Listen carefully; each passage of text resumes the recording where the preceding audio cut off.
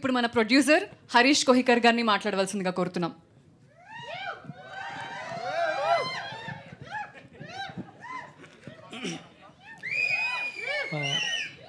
Thank you so much. ఇక్కడ వచ్చిన వాళ్ళందరికీ very very thank you.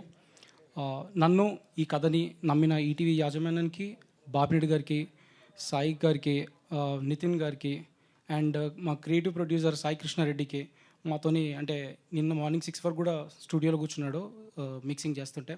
So వీళ్ళందరికీ పేరు పేరున ఎక్స్ట్రీమ్లీ థ్యాంక్ఫుల్.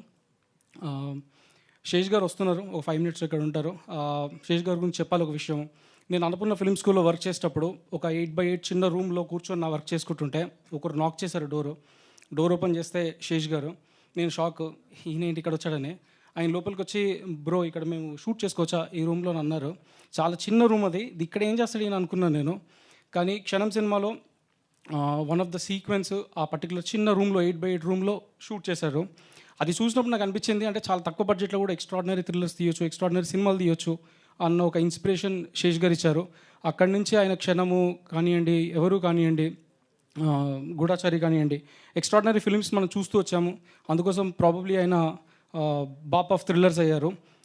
సో ఆయన is a absolute inspiration for me to make extraordinary films in a very limited budget.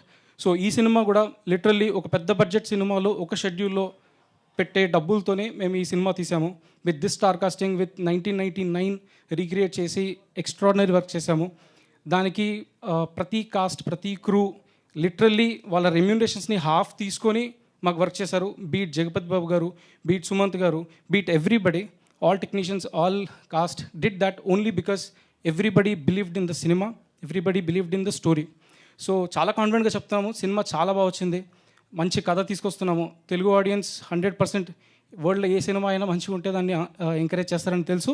So మా cinema కూడా July 31 వస్తుంది. చాలా మంచి సినిమా తీసాం, 100% మీ అందరికీ నచ్చుతుందని నేను మనస్ఫూర్తిగా కోరుకుంటున్నాను. Thank you so much. Thank you అండి. ఇప్పుడు మన క్రియేటివ్ ప్రొడ్యూసర్